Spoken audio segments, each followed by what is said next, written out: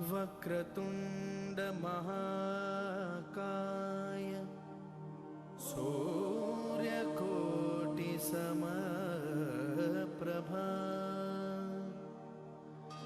निर्विघ्नं कुरु मे देव सर्वकार्येषु सर्वदा।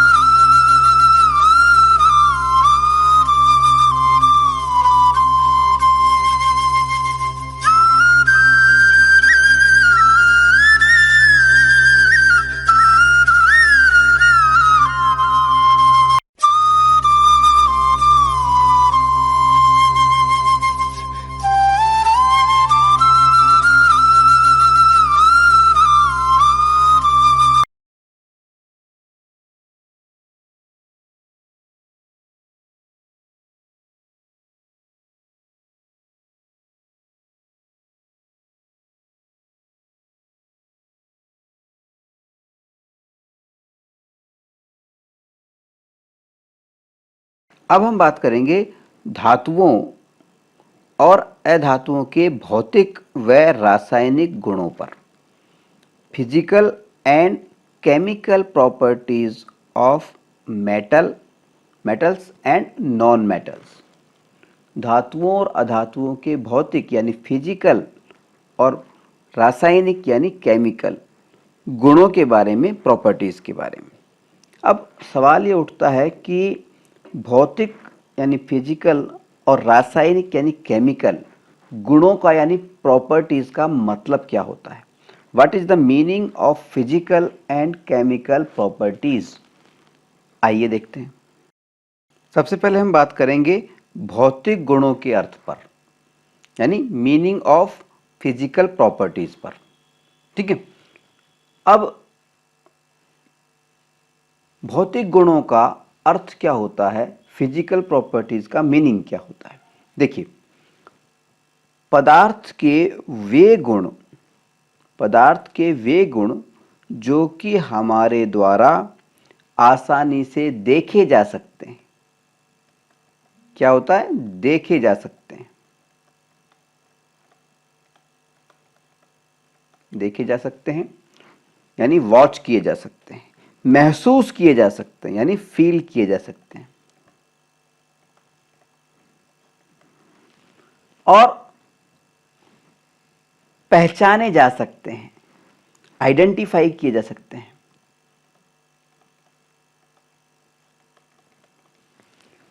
मतलब पदार्थ के ऐसे गुण, वे गुण जो हमारे द्वारा आसानी से देखे जा सकते हैं, वॉच किए जा सकते हैं, महसूस किए जा सकते हैं यानी फील किए जा सकते हैं, और पहचाने जा सकते हैं, यानी आइडेंटिफाई किए जा सकते हैं, यानी जिन्हें हम देख करके, महसूस करके या पहचान करके हम बता सकते हैं कि ये अमुक पदार्थ है।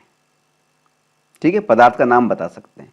ऐसे गुणों को हम कहते हैं भौतिक गुण, फिजिकल प्रॉपर्टीज। ठीक है, अब भौतिक गुणों में हम कुल मिलाकर के 11 मुख्य बिंदुओं पर ध्यान देते हैं। अब सवाल उठता है कि ये 11 मुख्य बिंदु कौन से हैं जिन पर हम भौतिक गुणों के अंतर्गत ध्यान देते हैं, यानी भौतिक गुण जिनको हम कहते हैं वो 11 मुख्य बिंदु कौन से हैं। आइए देखते हैं। भौतिक गुणों को, फिजिकल प्रॉपर्टीज को प्रदर्शित करने वाले 11 प्रमुख बिंदु हैं।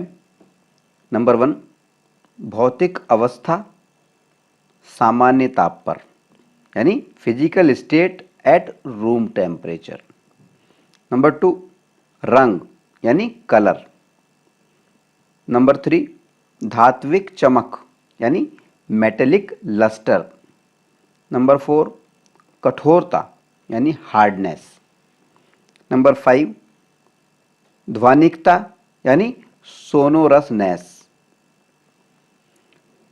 नंबर 6, घनत्व यानी डेंसिटी।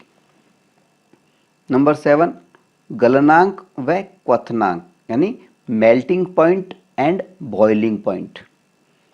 नंबर 8, ऊष्मीय चालकता, हीट कंडक्टिविटी।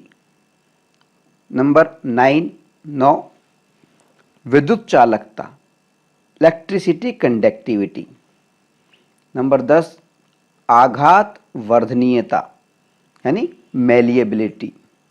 और नंबर 11 वो है तन्यता यानी डक्टिलिटी। कुल मिलाकर के ये 11 महत्वपूर्ण बिंदु हैं जो कि भौतिक गुणों को, किसी भी पदार्थ के भौतिक गुणों को यानी फिजिकल प्रॉपर्टीज को प्रदर्शित करते हैं। भौतिक गुणों यानी फिजिकल प्रॉपर्टीज के बाद में अब हम बात करेंगे रासायनिक गुणों पर, यानी केमिकल प्रॉपर्टीज के अर्थ पर। What is the meaning of chemical properties? रासायनिक गुणों का अर्थ क्या होता है? देखिए, अभी अभी हमने आपको बताया कि भौतिक गुण कौन से होते हैं। किसी भी पदार्थ के वे गुण जो कि आसानी से देखे जा सकते हैं या महसूस किए जा सकते हैं, फील किए जा सकते हैं, और या फिर पहचाने जा सकते हैं, आइडेंटिफाई किए जा सकते हैं, उनको तो हम कहते हैं भौतिक गुण। इसी तरह से किसी पदार्थ के वे गुण जो कि हमारे द्वारा ना तो आसानी से देखे जा सकते हैं, ना ही हमारे द्वारा आसानी से महसूस किए जा सकते हैं, फील किए जा सकते हैं, और ना ही वो आसानी से पहचाने जा सकते हैं, आइडेंटिफाई किए जा सकते हैं। ऐसे गुणों को हम पदार्थ के रासायनिक गुण या केमिकल प्रॉपर्टीज कहते हैं। ठीक है, अब रासायनिक गुणों की जब हम स्टडी करते हैं या रासायनिक गुणों के अध्ययन के अंतर्गत हम देखते हैं कि कोई पदार्थ, क्या चीज देखते हैं हम, कि कोई पदार्थ किस किस चीज से रासायनिक अभिक्रिया कर रहा है, यानी केमिकल रिएक्शन कर रहा है।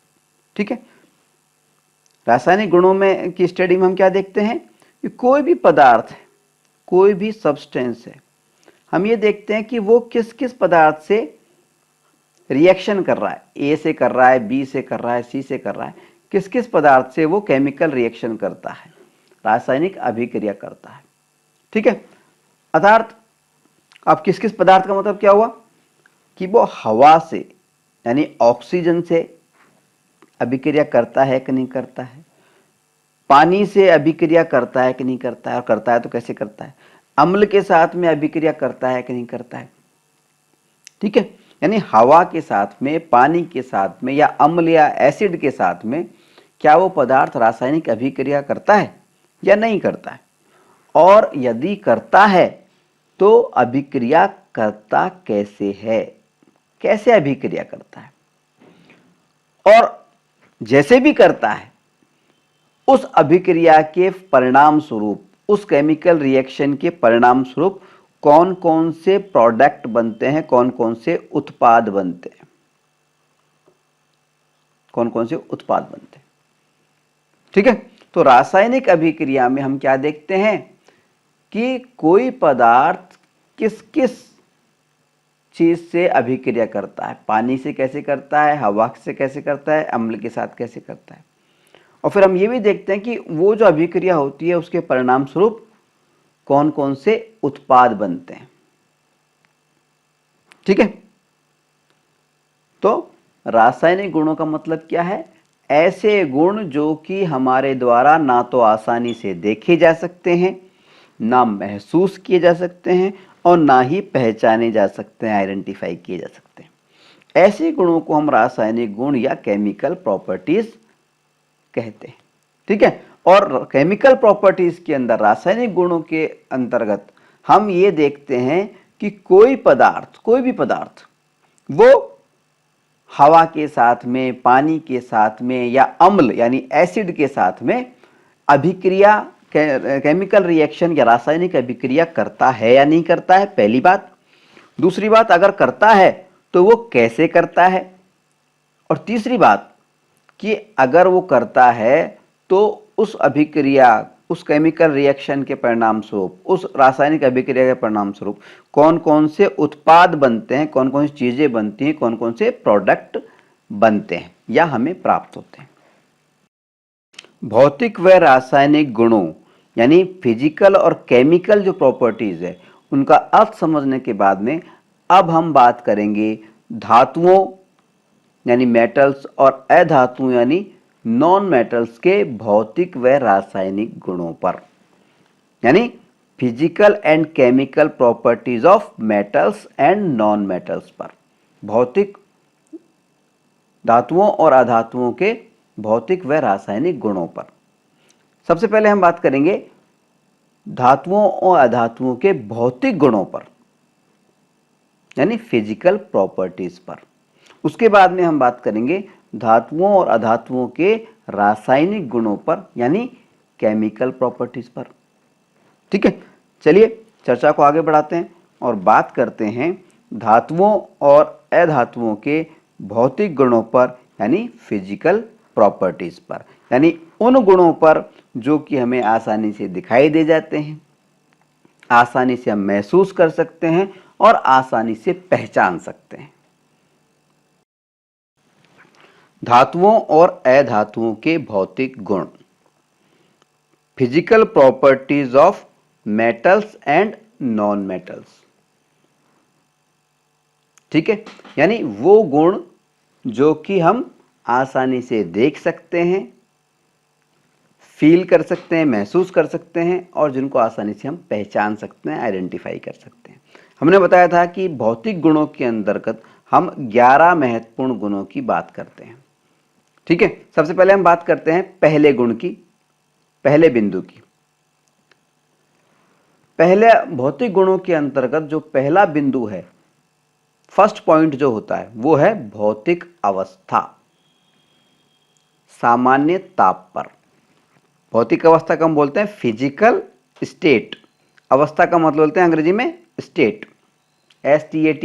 वैसे इसका मतलब राज्य भी होता है, लेकिन विज्ञान की भाषा में स्टेट का मतलब है अवस्था। ठीक है, सामान्य ताप पर यानी at room temperature, room temperature, सामान्य ताप पर। आपने ये सामान्य ताप शब्द जो है कई बार पढ़ा होगा, सुना होगा। अब चर्चा को हम आगे बढ़ाएं उससे पहले हमें 2 शब्दों पर विशेष रूप से ध्यान देना पड़ेगा। पहला शब्द जो है वो तो है सामान्य ताप यानी रूम टेम्परेचर। रूम टेम्परेचर का क्या मतलब होता है, सामान्य ताप का क्या मतलब होता है, और उसके बाद में हम बात करेंगे कि ये भौतिक अवस्था या फिजिकल स्टेट का क्या मतलब होता है। ठीक है, तो देखिए अगर हम बात करें सामान्य ताप की यानी रूम टेम्परेचर की, तो रूम टेम्परेचर का मतलब होता है कितना तापमान, वो होता है 23 डिग्री यानी 23 डिग्री सेल्सियस, सेल्सियस को हम सी से प्रदर्शित करते हैं, Celsius. 23 degree Celsius, CELSIUS, 23 degree Celsius को हम सामान्य ताप या रूम टेम्परेचर बोलते हैं। ठीक है। इसके अलावा जिससे हम अपना बुखार नापते हैं, तापमान के दो पैमाने होते हैं, सेल्सियस और फ़ारेनहाइट। ठीक है। तो सेल्सियस के अंदर तो 23 डिग्री सेल्सियस को हम कहते हैं सामान्य ताप या रूम टेम्परेचर। ठीक है। अगर हम फ़ारेनहाइट पैमाने की बात करें तो फ़ारेनहाइट पैमाने के अंदर 73.4 डिग्री फ़ारेनहाइट, इसको F से प्रदर्शित करते हैं। फ़ारेनहाइट को हम क्या कहते हैं? सामान्य ताप या रूम टेम्परेचर। यानी अगर हम बुखार नापने वाले थर्मामीटर से हम रूम टेम्परेचर नापना चाहें तो जब 73.4 डिग्री फ़ारेनहाइट होगा तब हम उसको रूम टेम्परेचर मानेंगे। ठीक है। आगे बात समझ। तो रूम टेम्परेचर का मतलब क्या हुआ? या तो 23 डिग्री सेल्सियस, या अगर फ़ारेनहाइट में बात करें तो 73.4 डिग्री, 73.4 डिग्री फ़ारेनहाइट, ये होता है सामान्य ताप। ठीक है। अब सामान्य ताप की बात तो हो गई। अब हम बात कर रहे हैं कि भौतिक अवस्था का मतलब क्या होता है, फिजिकल स्टेट का मतलब क्या होता है। ठीक है। भौतिक अवस्था या फिजिकल स्टेट के बारे में हम जानते हैं कि हमारे आसपास जितने भी पदार्थ हैं वो 3 अवस्थाओं में पाए जाते हैं, 3 स्टेट्स में पाए जाते हैं। कौन कौन सी अवस्थाएं हैं? ठोस, द्रव और गैस। ठोस को हम बोलते हैं सॉलिड, द्रव को हम बोलते हैं लिक्विड, और गैस को तो हम गैस बोलते ही। ठीक है। तो भौतिक अवस्था का मतलब क्या होता है?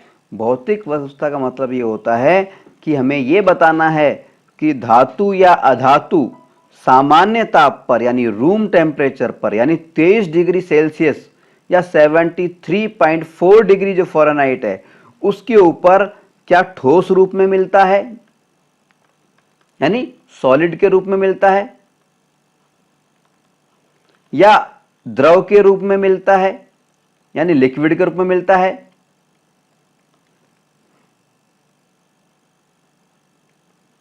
या गैस के रूप में मिलता है। ठीक है। हमें यह बताना है यहां पे कि जो धातु अधातु की हम बात कर रहे हैं, हमें यह देखना होता है कि धातु या अधातु सामान्य ताप पर, रूम टेम्परेचर पर, यानी 23 डिग्री सेल्सियस पर या 73.4 डिग्री फ़ारेनहाइट पर वो ठोस रूप में मिलता है, द्रव रूप में मिलता है, या गैस रूप में मिलता है, सॉलिड मिलता है, लिक्विड मिलता है, या गैस की फॉर्म में मिलता है। ठीक है। अब देखिए, अब सवाल उठता है कि वो धातु कौन सी है जो सामान्य ताप पर, देखिए वैसे एक बात, जनरल बात आपको बताएं हम पहले कि जितनी भी धातुएं हैं हम आपको बता दें कि सामान्य ताप पर, रूम टेम्परेचर पर, यानी 23 डिग्री सेल्सियस या 73.4 डिग्री फ़ारेनहाइट पर जितनी भी धातुएं हैं, सिर्फ एक धातु को छोड़ करके जितनी भी धातुएं हैं वो सारी की सारी धातुएं ठोस होती हैं। कैसी होती हैं? सॉलिड होती हैं, ठोस होती हैं। ठीक है। अगर हम फिजिकल स्टेट की बात करें धातुओं और अधातुओं की, तो धातुएं जो हैं वो एक धातु को छोड़ करके बाकी जितनी भी धातुएं हैं, जितने भी मेटल्स हैं, वो सामान्य ताप पर ठोस होते हैं, सॉलिड होते हैं। अब सवाल उठता है कि वो कौन सी धातु है? हमने कहा एक छोड़ करके, तो अब सवाल क्या उठता है कि वो एक धातु कौन सी है जो कि रूम टेम्परेचर पर यानी 23 डिग्री सेल्सियस पर या 73.4 डिग्री फ़ारेनहाइट पर ठोस नहीं होती है। ठीक है। तो वो उस धातु का नाम है मरकरी। मरकरी, अंग्रेजी में मरकरी बोलते हैं, वैसे इसको हम पारा भी बोलते हैं, पारा। हमने दिखाया था ना चित्र में, थोड़ी देर पहले देखा था अपन ने। पारे को हम Hg से प्रदर्शित करते हैं, ठीक है। तो मरकरी, पारा या Hg, H बड़ा G छोटा, तो मरकरी, पारा या Hg एक ऐसी धातु है जो कि सामान्य ताप पर यानी 23 डिग्री सेल्सियस या 73.4 डिग्री फ़ारेनहाइट पर अन्य धातुओं की तरह ठोस नहीं होती है, सॉलिड नहीं होती है, बल्कि यह द्रव फॉर्म में पाई जाती है, द्रव रूप में पाई जाती है, यानी लिक्विड फॉर्म में पाई जाती है। कैसी पाई जाती है? द्रव। अगर कोई आपसे ये पूछ ले कि पारा या मरकरी धातु किस अवस्था में पाई जाती है, तो आप क्या जवाब देंगे? पारा या मरकरी या Hg जो धातु है वो द्रव अवस्था में पाई जाती है, लिक्विड स्टेट में पाई जाती है। इसी तरह से यदि कोई आपको घुमा करके पूछ ले कि पृथ्वी पर पाए जाने वाली एकमात्र द्रव धातु लिक्विड मेटल कौन सी है, तो आप क्या जवाब देंगे? आपका जवाब होगा पृथ्वी पर पाए जाने वाली एकमात्र द्रव धातु, एकमात्र लिक्विड मेटल जो है वो है पारा या मरकरी या Hg, ठीक है। खैर, अब तक की चर्चा से हमें यह तो मालूम चल गया कि पारे या मरकरी या Hg, इसके अलावा सभी जो धातुएं हैं वो ठोस या सॉलिड अवस्था में पाई जाती है। जितनी भी धातुएं सारी ठोस अवस्था में पाई जाती है, केवल मरकरी, पारा या Hg ऐसी धातु है जो कि लिक्विड रूप में पाई जाती है, ठीक है। अब प्रश्न ये उठता है कि धातुओं की बात तो हमने कर ली, अब बात आ रही है अधातुओं की, यानी नॉन मेटल्स की। अब प्रश्न ये है कि अधातुओं की भौतिक अवस्था, फिजिकल स्टेट, सामान्य ताप पर क्या होती है, यानी वे किस रूप में पाई जाती हैं? क्या वो ठोस पाई जाती हैं, ठोस होती हैं, सॉलिड होती हैं, या द्रव होती हैं, लिक्विड होती हैं, या गैस की फॉर्म में पाई जाती हैं? हमारा जवाब है अधातुएं जो होती हैं, नॉन मेटल्स जो होते हैं, वो तीनों ही अवस्था में पाई जाती हैं। कुछ अधातुएं जो हैं वो ठोस रूप में पाई जाती हैं, कुछ अधातुएं द्रव के रूप में पाई जाती हैं, और कुछ अधातुएं गैस के रूप में पाई जाती हैं, ठीक है। अब बात करें कि ठोस के रूप में कौन सी अधातुएं पाई जाती हैं, सॉलिड के रूप में। देखिए, सॉलिड के रूप में जो पाई जाती हैं अधातुएं वो हैं जैसे कार्बन, कार्बन इसको हम C से प्रदर्शित करते हैं। इसी तरह से सल्फर,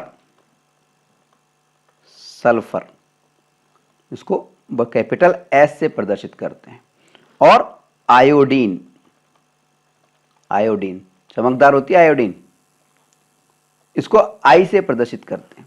नमक में भी आयोडीन पाया जाता है, ठीक है।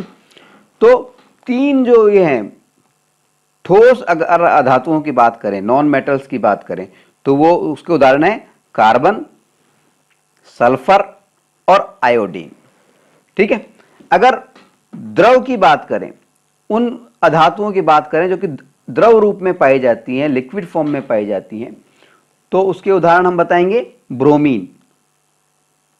ब्रोमीन, ब्रोमीन का चित्र हमने दिखाया था ना आपको, नारंगी रंग के थे, ठीक है।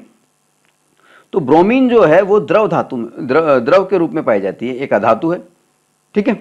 अच्छा, कुछ अधातुएं गैस के रूप में पाई जाती हैं, गैस, गैस के रूप में पाई जाती है। गैस के रूप में पाई जाने वाली कौन कौन सी हैं? जैसे ऑक्सीजन, ऑक्सीजन को हम लिखते हैं O2, O2 से प्रदर्शित करते हैं। हाइड्रोजन H2 और नाइट्रोजन यानी N2, ठीक है। तो अधातुएं जो हैं सामान्य ताप पर तीनों ही अवस्थाओं में पाई जाती हैं, ठोस में भी, द्रव में भी और गैस में भी। ठोस के रूप में पाए जाने वाली प्रमुख अधातुएं नॉन मेटल्स हैं कार्बन, सल्फर और आयोडीन। द्रव के रूप में पाए जाने वाली अधातु है ब्रोमीन और गैस के रूप में पाए जाने वाली अधातुएं हैं ऑक्सीजन O2, हाइड्रोजन H2 और नाइट्रोजन N2। ठीक है, क्लियर। तो ये तो बात हो गई हमारी भौतिक अवस्था की सामान्य ताप पर, यानी physical state at room temperature पर। चलिए अगले बिंदु पर बात करते हैं। धातुओं और अधातुओं के भौतिक गुणों के दूसरे बिंदु के रूप में अब हम बात करेंगे धातुओं और अधातुओं के रंग पर, यानी कलर पर। यदि हम धातु और अधातुओं के कलर की बात करें तो हम आपको बता दें कि तीन धातुओं को छोड़ करके,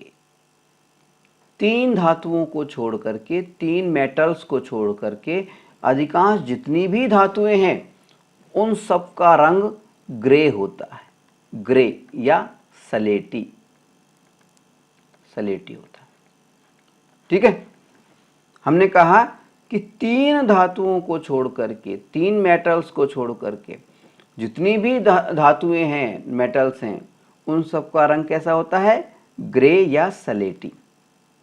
अब प्रश्न उठता है कि ये तीन धातुएं जो कि ग्रे या सलेटी रंग की नहीं होती है, कौन सी होती है? आप उसको चित्र जानते हैं, हम सबके चित्र आपको दिखा चुके हैं। ये जो तीन धातुएं हैं जो ग्रे या सलेटी रंग की नहीं होती, वो होती है सोना, जिसको हम गोल्ड भी बोलते हैं, और सोने को हम विज्ञान में AU, A बड़ा और U छोटा, इससे प्रदर्शित करते हैं।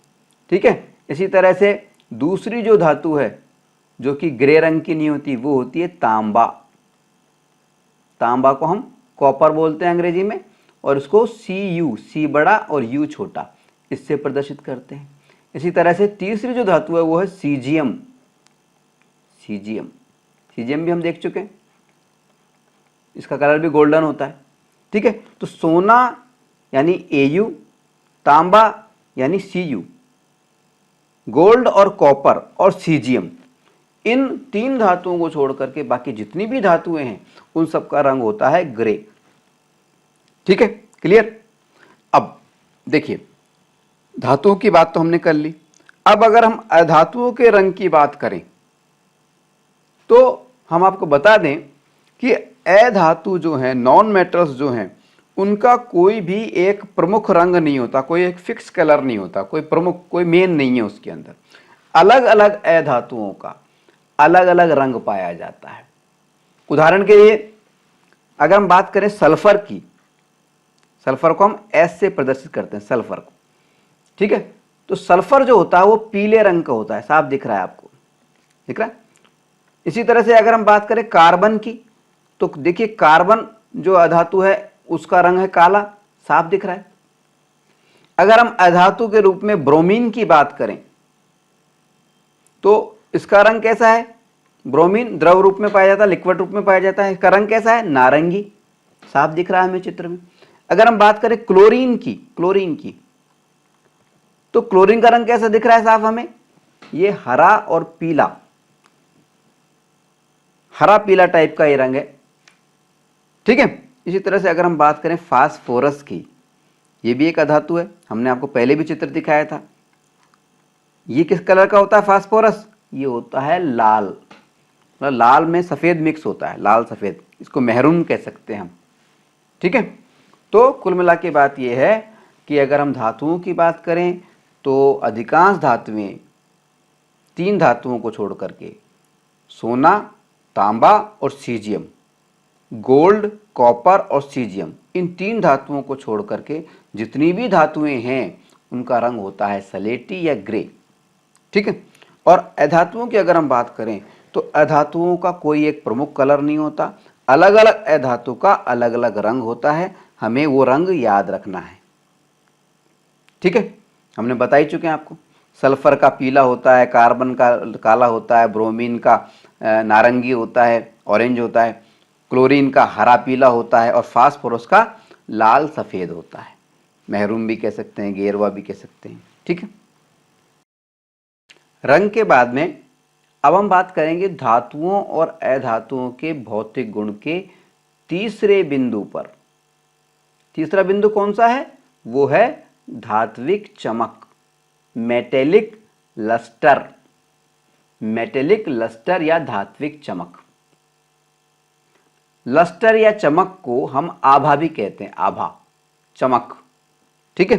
तो मेटेलिक लस्टर या धात्विक चमक या धात्विक आभा, ठीक है।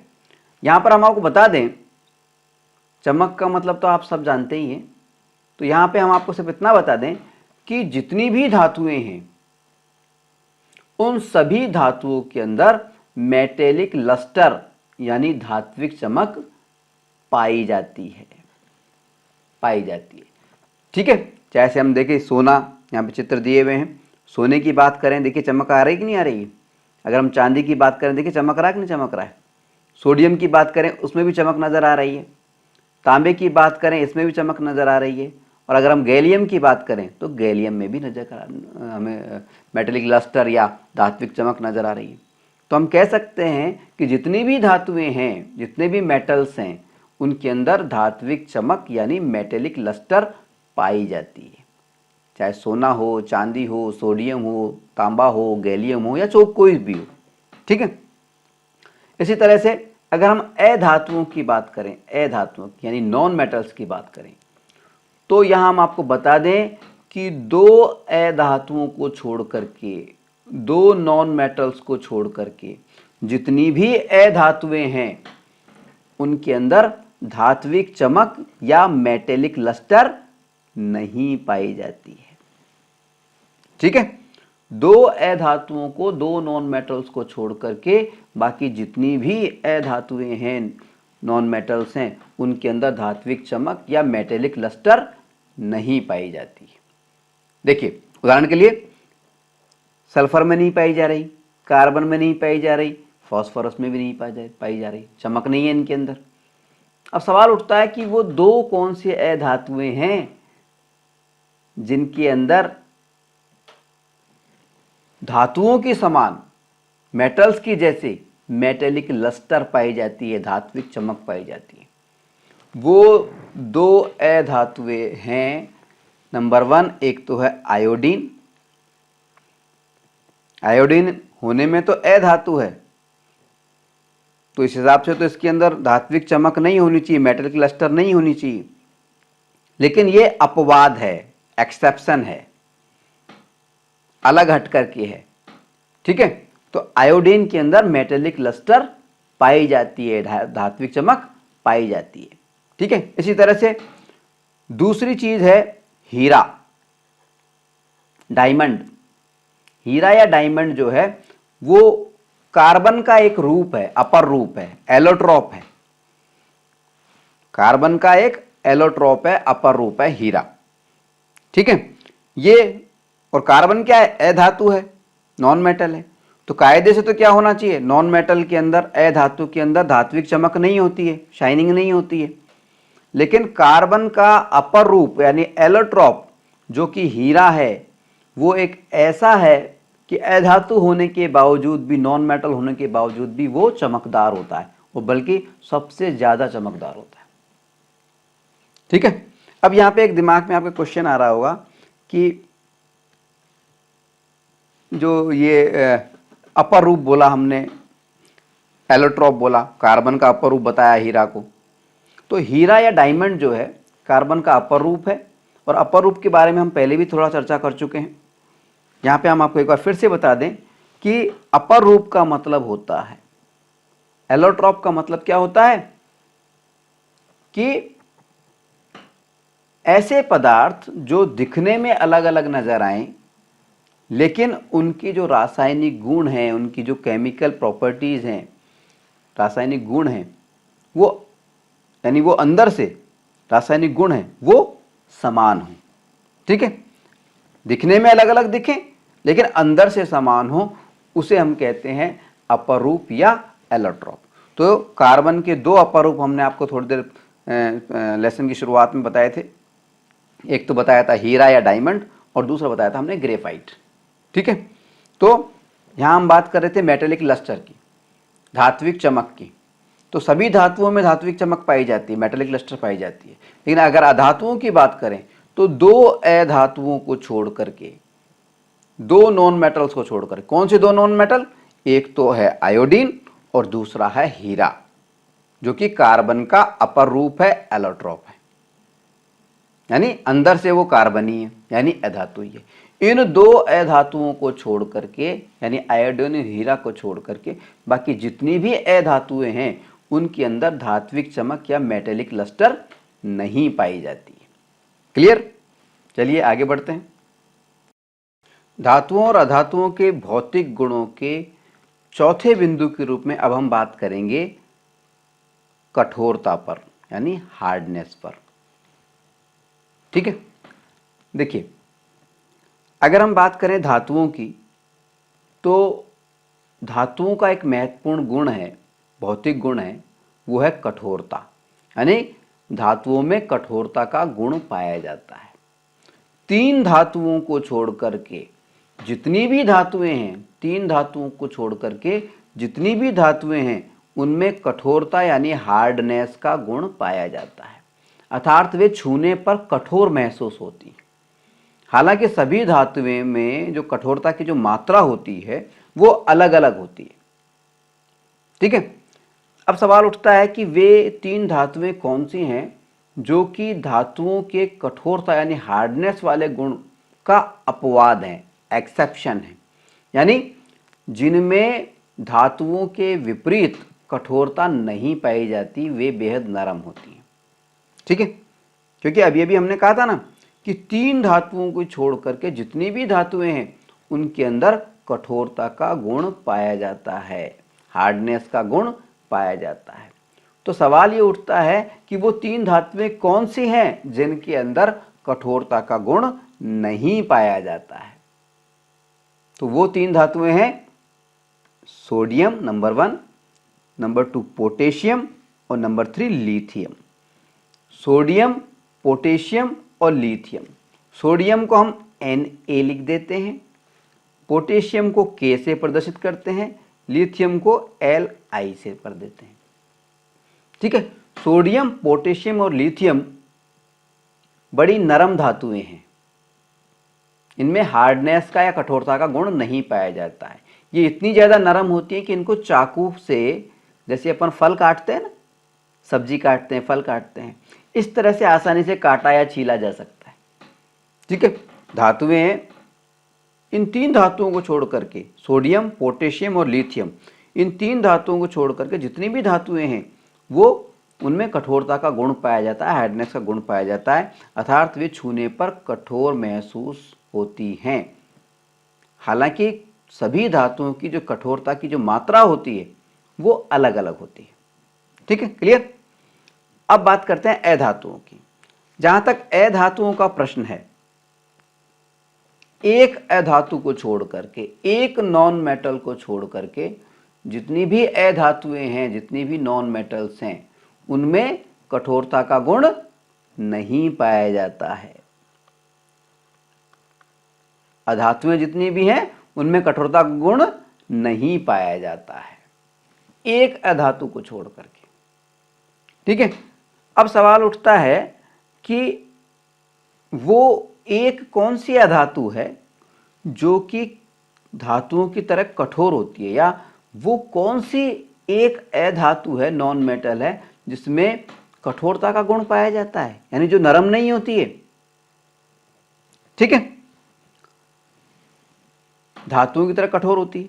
ठीक है, वो एकमात्र जो अधातु है जिसमें कि कठोरता का गुण पाया जाता है वो है हीरा, जो कि कार्बन का अपर रूप है, एलोट्रोप है। कार्बन का अपर रूप है, एलोट्रोप है, इसका मतलब क्या हुआ कि वो देखने में तो कार्बन से भिन्न है। देखने में कार्बन तो काला काला होता है, जबकि हीरा चमकदार होता है, वाइट होता है, चमकदार होता है। तो अपर रूप का मतलब होता है देखने में तो वो भिन्न है, अलग है, लेकिन उसके जो रासायनिक गुण हैं, अंदरूनी रूप से जो रासायनिक गुण हैं, वो कार्बन के समान ही होते हैं। ठीक है, आपने सुना होगा कि कोयले की खान में ही हीरा निकलता है, यानी हीरा क्या है, डायमंड क्या है, वो कार्बन का ही एक परिवर्तित रूप है, अपर रूप है, एलोट्रॉप है, यानी देखने में भले ही वो अलग हो लेकिन उसके जो रासायनिक गुण हैं वो कार्बन के समान हैं। ठीक है, तो हीरा एक ऐसी अधातु है जो कठोर होती है। सारी अधातुएं नरम होती हैं, धातुओं की तुलना में उनमें हार्डनेस का गुण नहीं पाया जाता है या कम पाया जाता है, लेकिन हीरा एकमात्र ऐसी अधातु है जो धातुओं की तरह कठोर होती है। बल्कि हीरा विश्व का सबसे कठोर जो है वो पदार्थ माना जाता है। ठीक है, याद रहेगा, एक बार फिर से दोहरा दूं। देखिए, हम बात कर रहे हैं धातुओं और अधातुओं के भौतिक गुण के चौथे बिंदु पर, यानी कठोरता पर, यानी हार्डनेस पर। ठीक है, हमने कहा कि 3 धातुओं को छोड़ करके जितनी भी धातुएं हैं वो सारी कठोर होती हैं, यानी उनमें कठोरता या हार्डनेस का गुण पाया जाता है। इसी तरह से हमने कहा कि एक अधातु को, एक नॉन मेटल को छोड़ करके बाकी जितनी भी अधातु हैं उनके अंदर कठोरता का गुण, हार्डनेस का गुण नहीं पाया जाता है, यानी वो नरम होती है। ठीक है, अब इसके कुछ अपवाद भी हमने दिए कि जैसे धातुओं में 3 धातुएं, सोडियम, पोटेशियम और लिथियम, ये ऐसी 3 धातुएं हैं जो होनी तो चाहिए कठोर, लेकिन वास्तव में ये तीनों धातुएं बेहद नरम होती हैं, इतनी नरम कि उनको चाकू से आसानी से काटा जा सकता है। ठीक है, इसी तरह से अधातुओं में जो अपवाद हमने बताया, हमने कहा अपवाद में हमने कहा कि अधातुएं जो हैं वो नरम होती हैं, उनमें हार्डनेस का गुण नहीं पाया जाता, लेकिन हीरा एकमात्र ऐसी अधातु है जिसमें कि हार्डनेस का गुण पाया जाता है, वो कठोर होती है, बल्कि इतना कठोर होता है कि विश्व के सबसे कठोर पदार्थों में उसको माना जाता है। ठीक है, विश्व का सबसे कठोर पदार्थ है, बल्कि अगर आपसे कोई पूछ ले कि इस विश्व का सबसे बड़ा कठोर पदार्थ कौन सा है तो हीरा उसका जवाब हो सकता है। ठीक है, चलिए आगे बढ़ते हैं।